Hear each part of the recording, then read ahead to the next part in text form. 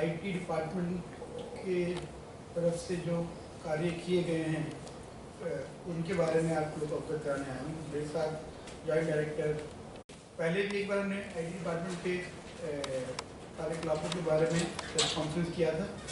उसके बाद से और क्या नए कार्य हुए हैं, क्या नए डेवलपमेंट हुए, उसके बारे में हम आपको बताना चाहेंगे।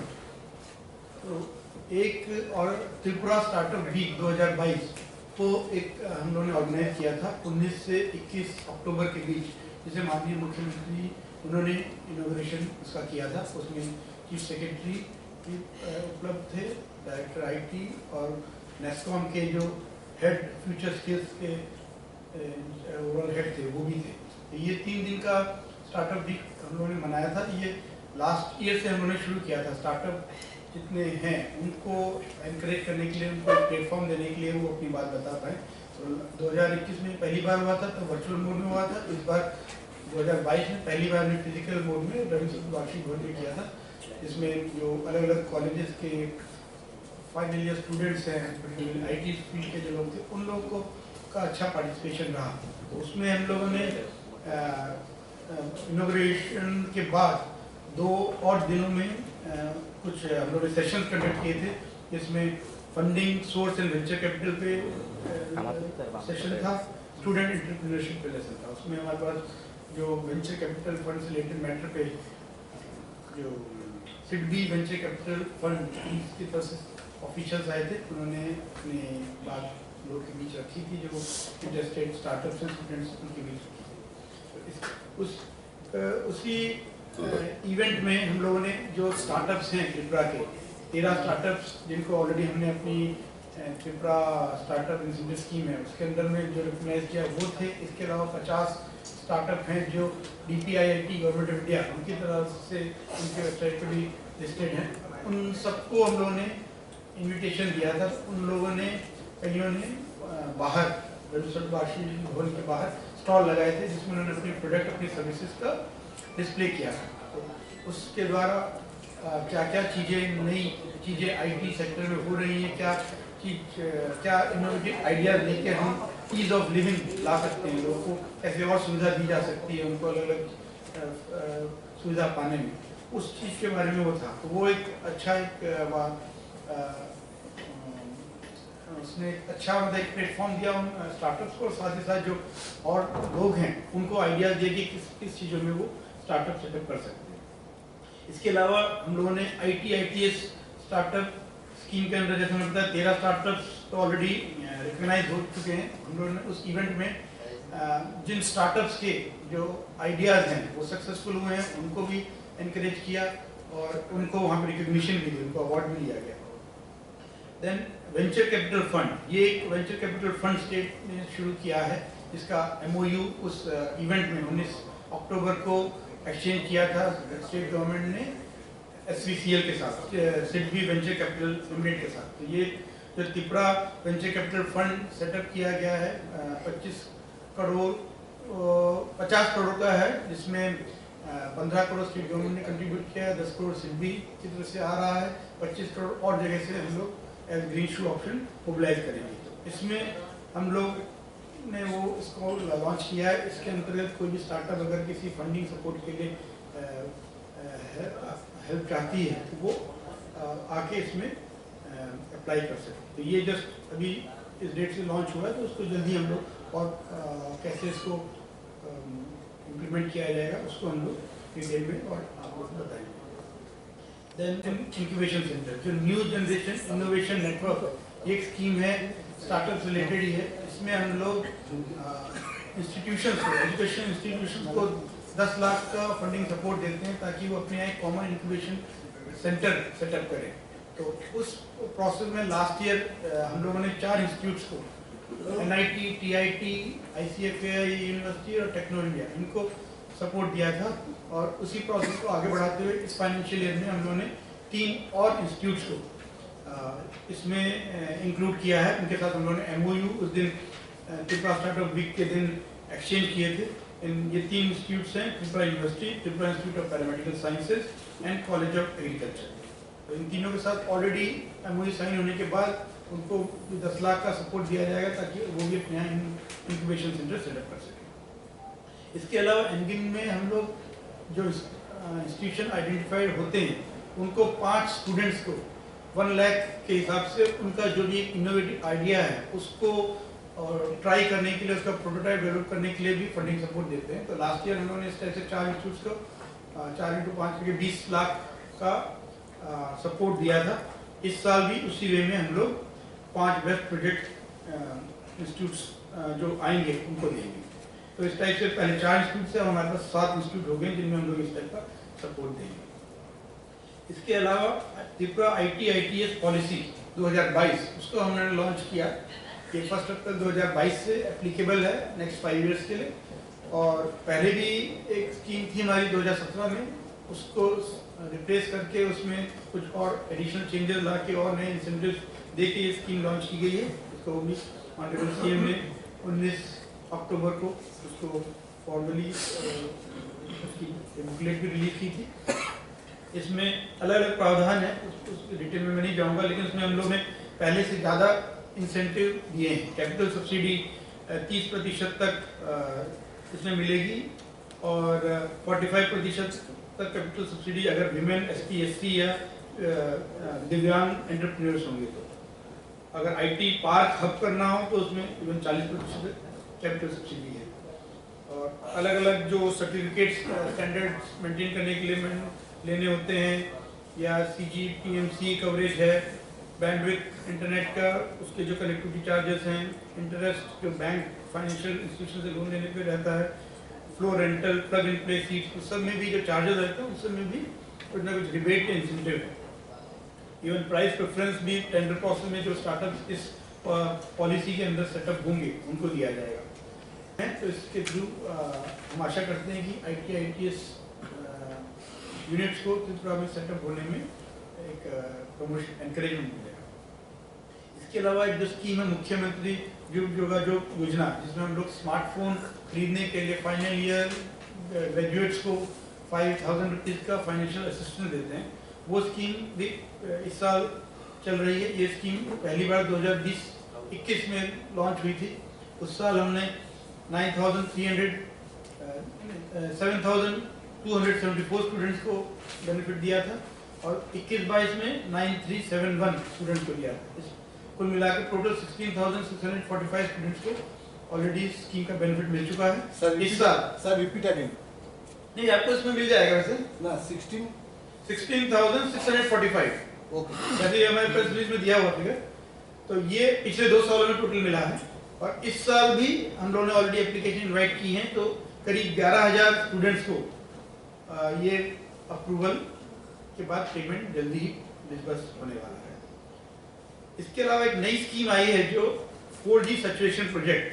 ये government of India department telecommunication की तरफ से जो अनकवर्ड विलेजेस हैं जहाँ पे मोबाइल कवरेज नहीं आता है, उसमें नई टावर सेटअप करने की एक स्कीम आई है। तो उस स्कीम में ये पूरा मतलब गवर्नमेंट ऑफ इंडिया की तरफ से वो टावर सेटअप करने की का खर्चा और रिस्पॉन्सिबिलिटी ली जाएगी और ये BSNL के थ्रू इम्प्लीमेंट किया जाएगा। तो टोटल 177 मोबाइल टावर्स तक सेटअप करने का स्टेट में अभी उनको BSNL को एलोकेशन मिला है। और हमारे यहाँ पे जितने भी अनकवर्ड विलेजेस हैं, मोबाइल जहाँ पे कवरेज नहीं मिलती है, वो डिस्ट्रिक्ट एडमिनिस्ट्रेशन के साथ बातचीत करके BSNL की टीम ने सर्वे किया है और उन्होंने टोटल 129 अनकवर्ड विलेजेस अब तो आइडेंटिफाई कर लिए हैं जहाँ पे टावर इरेक्ट की जाएगी और उनको फिर 4G मोबाइल कवरेज के अंदर ले आया जाएगा। इसके अलावा कुछ और एरियाज जो अनकवर्ड हैं लेकिन BSNL ने पाया कि उसमें भी कवरेज मिल रहा है, तो हमने डिस्ट्रिक्ट एडमिनिस्ट्रेशन को बोला है कि वो दोबारा उन एरियाज में सर्वे करके चेक करेंगे कि अगर वहाँ पे कवरेज जो USF की गाइडलाइन है उस गाइडलाइन के हिसाब से अगर वो अनकवर्ड की कैटेगरी में आता है तो वहाँ पे भी फिर टावर की व्यवस्था आ जाए। तो ये पार्ट हो चुका है और जल्द ही इस पूरी प्रोसेस को एक्चुअली 500 दिन में कंप्लीट करने का गवर्नमेंट ऑफ इंडिया का टारगेट है कि 500 दिन में इनमें टावर आ जाए। तो उस वे में ऑलरेडी BSNL इसमें कार्यरत है और हम लोग DIT की तरफ से कॉन्स्टेंटली इसको मॉनिटर कर रहे हैं। इसके अलावा एक और जो नई स्कीम अभी रिसेंटली हम लोग को जिसका अप्रूवल मिला है, ये है पार्ट 5 में scheme for social scheme for special assistance to states for capital investment in financial year 2022-23 इसकी एक स्कीम है। इसमें मेनली जो 583 जीपी या वीसी हैं, जो जिसमें भारत नेट स्कीम के अंतर्गत ब्रॉडबैंड कनेक्टिविटी दी गई थी, उन विलेजेस में further 50 fibre to the home FTTH connections देने का इसमें हम लोग को अप्रूवल मिला है। तो ये 583 विलेजेस जहाँ पे ऑलरेडी ब्रॉडबैंड की फैसिलिटी थी, उनको हम लोग वहाँ पे उनमें 50 ऐसे घर या गवर्नमेंट ऑफिसेज, उनमें हम लोग FTTH कनेक्शन यानी ब्रॉडबैंड कनेक्शन दे सकते हैं। इसमें लेकिन आइडेंटिफाइड 583 विलेजेस में ऑलरेडी गवर्नमेंट डिपार्टमेंट जो हैं, उनको हम लोग पहले कवरेज में लाएंगे। उनका पहले साल का जो कैपिटल कॉस्ट है और उसके बाद पहले साल का जो एनुअल रेंटल है, जो करीब 20,000 रुपये बनता है गवर्नमेंट ऑफिस का, वो ऑलरेडी इस प्रोजेक्ट कॉस्ट में इंक्लूडेड है। तो फर्स्ट ईयर में जो भी 583 विलेजेस में गवर्नमेंट डिपार्टमेंट्स हैं, उनके ऑफिस हैं, उनको फर्स्ट ईयर की फैसिलिटी फ्री ऑफ कॉस्ट मिल जाएगी। और उसके बाद सब्सिक्वेंट ईयर्स में एनुअल जो रेंटल होगा वो 799 प्लस टैक्सेस उस बेसिस पर उनको देना होगा। इसके अलावा जो बाकी जो कनेक्शंस हैं, वो जो वहाँ के प्राइवेट हाउस होल्ड्स हैं या प्राइवेट ऑफिसेज हैं, उनके लिए दिया जाएगा। उसमें भी वन टाइम जो इनिशियल कैपिटल कॉस्ट है, वो इस प्रोजेक्ट में कवर हो जा रही है। एक बार जो भी ये ब्रॉडबैंड कनेक्शन लेने के लिए इंटरेस्टेड हैं, वो अगर एप्लीकेशन करेंगे तो उनको भी 799 प्लस रेंटल या इवन कोई और अगर पैकेज तब तक BSNL की तरफ से अवेलेबल हो जाएगा तो उसमें वो लोग ले सकते हैं। तो एक तरीके से इसके थ्रू हम लोग इतने 583 विलेजेस में जो ब्रॉडबैंड का है उसका एक्सपेंशन कर पाएंगे। तो कई और परिवार जो अभी इंटरनेट फैसिलिटी नहीं ले पा रहे हैं, कॉमन सर्विस सेंटर के थ्रू जो ई सिटीजन सर्विसेज हैं उनको दिया जाता है। और टोटल 2000 के ऊपर हमारे कॉमन सर्विस सेंटर्स हैं स्टेट में। उसमें लेकिन तो भी कुछ जीपी या वीसी ऐसी हैं जहाँ पे अभी तक कोई कॉमन सर्विस सेंटर सेटअप नहीं हुआ है। उसको economically viable because of geographical condition या वहाँ पे जो लोगों की पॉपुलेशन है वो कम है, वो देखते हुए उनमें CSC नहीं आ पाया था। ऐसे सभी इलाकों को CSC की सुविधा देने के लिए mobile common service centre setup करने का प्रपोजल अप्रूवल हुआ है। उसमें 27 हम common service centres, mobile common service centre एक व्हीकल में ये सेटअप कर रहे हैं। तो जो मोबाइल कॉमन सर्विस सेंटर वाली जो वैन है, उसमें सभी रिक्वायर्ड इक्विपमेंट्स, इंफ्रास्ट्रक्चर जैसे आपका all in one colour printer, PVC card printer, photo printer, web camera, hotspot router, biometric morphine, power bank, वो सब चीज़ें उसमें ऑलरेडी इंस्टॉल होंगी। और ये मोबाइल CSC अलग अलग एरियाज में अलग अलग दिन में जाके जो गवर्नमेंट सर्विसेज हैं उनको अवेलेबल कराएंगे। इसके लिए हम लोगों ने जो TRLM के अंडर में जो क्लस्टर लेवल फोरम है, SFGs के ऊपर जो क्लस्टर लेवल फोरम, उनके द्वारा इसको हम इम्प्लीमेंट करने का निर्णय लिया है। तो एक क्लस्टर लेवल फोरम को ये अलग अलग ब्लॉक्स में अलग जो आइडेंटिफाइड एरियाज हैं उनको कवर करने के लिए हम लोग उनको वैन देंगे। तो उसका ऑपरेशनल मेंटेनेंस सब वो क्लस्टर लेवल फोरम ही अरेंज करेंगी। तो जो NEC से हमें अप्रूवल मिला है, ऑलरेडी हम लोगों ने एजेंसी आइडेंटिफाई कर लिए, वैन्स आ गई हैं और उनको उसमें इंस्टॉलेशन इक्विपमेंट्स का वो चल रहा है। पैरेलली किन क्लस्टर लेवल फोरम्स के थ्रू, CLS के थ्रू इसको इम्प्लीमेंट किया जाएगा, वो भी TRLM की तरफ से आइडेंटिफाई हो। तो ये जल्द ही ये स्कीम भी कार्य में आ जाएगी। तो ये ब्रॉड नहीं, वो तो आपका जो अलग है स्मार्ट सिटी कॉर्पोरेशन जो अलग है वो देखते हैं, और उसमें वो अर्बन डेवलपमेंट डिपार्टमेंट की तरफ से ओवरऑल उनके एडमिनिस्ट्रेटिव कंट्रोल। सब वाईफाई जो लॉन्च करेंगे आप लोग, इसका जो कोड होगा कैसे मिलेगा? वाईफाई जो बता रहे हैं वो 583 विलेजेस में उसमें लॉन्च होगा, उधर ही वही होगा। अच्छा, मतलब उस ग्राम पंचायत में कोई एरिया देख के, मतलब GP या DC जो भी इलाका है वहाँ पे कौन सा एरिया, वो कोई मतलब पंचायत घर के आसपास हो सकता है, कोई मार्केट एरिया हो सकता है, कोई स्कूल एरिया हो सकता है, वो वही लोकल लोग ही डिसाइड करेंगे। और वो वाईफाई होने के बाद फिर बीएसएनएल के थ्रू वाईफाई दिया जाएगा। उसका जनरली जैसे एयरपोर्ट वगैरह पे होता है, आप देखते हैं कुछ समय तक थोड़ा फ्री होगा और एक समय के बाद आपको पेमेंट करना पड़ेगा। टावर बैठाने के काज किस स्टार्ट हुआ? टावर बिठाने का अभी तो जगह आइडेंटिफाई हो रहा है कि कहाँ पे एग्जैक्टली टावर सेटअप किया जाएगा, सिग्नल की स्ट्रेंथ बेटर है। तो वो 129 अनकवर्ड विलेजेस में ये देख लिया कि वहाँ पे टावर बिठाना है, लेकिन एग्जैक्ट कहाँ बिठाना है वो कोऑर्डिनेट्स उन्होंने दिए हैं डिस्ट्रिक्ट में, और वो दोनों बीएसएनएल और डिस्ट्रिक्ट एडमिनिस्ट्रेशन की टीम मिलके जगह चिन्हित कर रही है। सर 129 अनकवर्ड विलेज में कितना टावर का जरूरत होगा? नहीं 129, 120 जिसमें तो 129 लगना ही, बाकी जैसे बताया 177 तक का सैंक्शन मिला हुआ है, उसमें इवन 20% और भी अगर हमें ऐसे अनकवर्ड विलेजेस मिलते हैं जहाँ पे यूएसओ की गाइडलाइंस कवर हो रही तो वहाँ भी टावर आ सकती है। तो 129 तो हो गया है, बाकी और भी सर्वे के हिसाब से जैसे जैसे हमें इस टाइप के अनकवर्ड विलेजेस मिलते हैं जहाँ पे गाइडलाइन के हिसाब से बेनिफिट दिया जा सकता है, तो और टावर भी आएंगे। अभी सर्वे चल रहा है। अभी चल रहा है।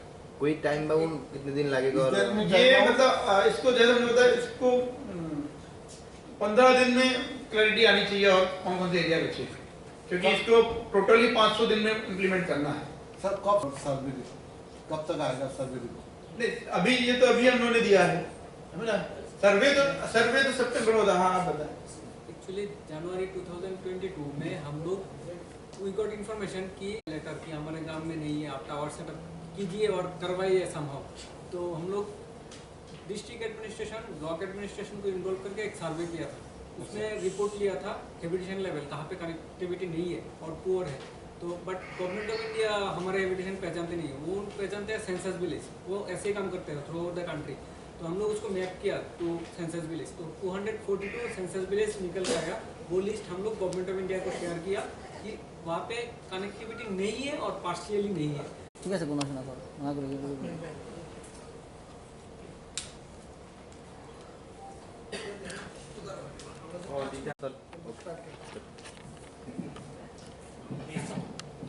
Subscribe to Tripura Info and press the bell icon so that you never miss any latest updates and news on Tripura.